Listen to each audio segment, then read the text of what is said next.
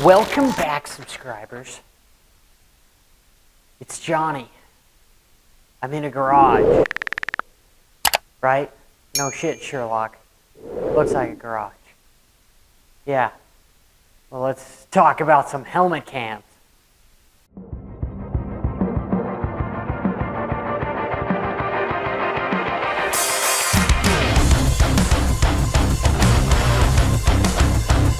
Disclaimer. I can be extraordinarily critical of the sport because of my own damn experiences. Still love the sport, but I also hate the sport as well. Probably why you guys like to hear me talk, because I'm a biased SOB. And with that being said, I have a First Amendment right to say whatever the fuck I want. And so do you guys in the comments below. So please join in our American right banter and debate. Let's get right into it. Helmet cam. Is it good? Yes, it's good for the sport.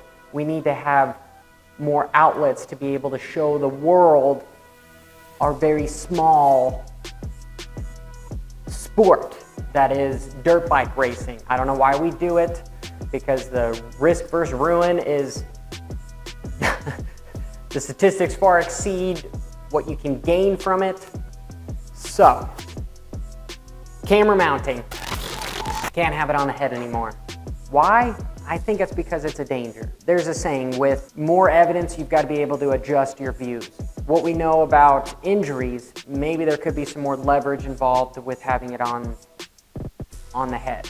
You know, even on the snout, we don't see a lot of helmets that are super long anymore. So they say now you can mount it on the body or something. But the interesting thing is MX Sports says that riders assume full responsibility for the camera mounting placement and the decision to utilize a camera. So they've got an out. In case you get hurt, it was your responsibility. But I'm just gonna jump around on these rules a little bit. It's interesting that the footage rights are exclusive property of MX Sports Racing. So they say that it's your responsibility to run a GoPro in case you get hurt, but they own all of the footage, and that you can't sell the footage for any commercial use whatsoever. But they can go and take that footage and use it for their own commercial purposes, to do whatever the heck they want with it, to advertise for the next round or so on and so forth. This is where I have a problem with this deal. Not to mention the clip length is 60 seconds. You can have a max of 2 minutes, which at a motocross national, 2 minutes and 20 seconds is a lap. So you can't even, if you're a slow guy like me, if you're a super fast guy, it's like 2:03, 2:05, but you know, it's beside the point. That's not even a full lap. So you can advertise half a lap, but it's not your footage anyway. They can ask you to take it down. We have extremely popular ambassadors for the sport, and also innovators. We've got guys like Jeff Walker that has grown a huge following. We've got AJ with what he's done on YouTube. We've got some smaller other channels that are trying to get up and get popular. Why is this so important? It's important because they're building a brand. They are building the opportunity to make a living outside of just racing professionally. You look at the Deegans, what they've done with their YouTube channel. They've got over 1 million followers. They make more money than 95% of all the pros, even on the circuit, just from what they've built. Those guys are going to be able to go into any factory team and pick and choose because of the brand, the following that they build, because numbers is money, especially in a dying sport. I don't get why we're trying to step on the neck of all the content creators out there to help build the sport. How do you make something bigger? You get more people involved, you get new sponsors. You don't think Walker and AJ and just YouTube, TikTok, you name it, can bring in outside sponsors, which what we need so deeply in the sport? We need less of the VP Racing Fuel, the Oakley goggles, the Alpine Star. We need more Heinz ketchup, random Hershey's. We need silly stuff. As far as big corporations that have big dollars to come into motocross and supercross.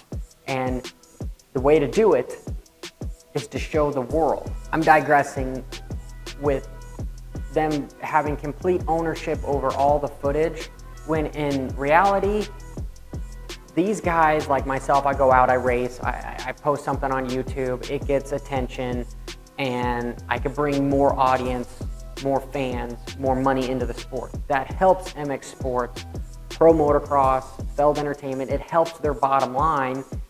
Maybe not in the quite short term, but we need to be outreaching, we need to be looking, because what's happening to the sport? The rumor is that NBC is leaving Supercross and Motocross because they'd rather show curling or some shit on a weekend than 4 hours of motorcycle racing. There's a problem there. There's completely a problem there. If we had more guys with more cameras, potentially maybe you could build to where you could show multiple cameras on multiple bikes and have some sort of a package then, and enable them to still build and bring the...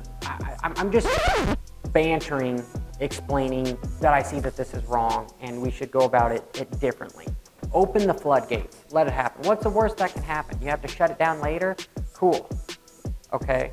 But I believe there's no such thing as bad press, and in today's world, you've got to have a personality and you've got to show what you can bring. And this also helps these riders being able to, again, learn about a business, build some skills outside of racing a motorcycle. Because the number one thing that I saw while racing was guys would go into shops and they would say, what can you do for me? Are you going to give me free motorcycles, free gear and everything? I'll win on the weekend.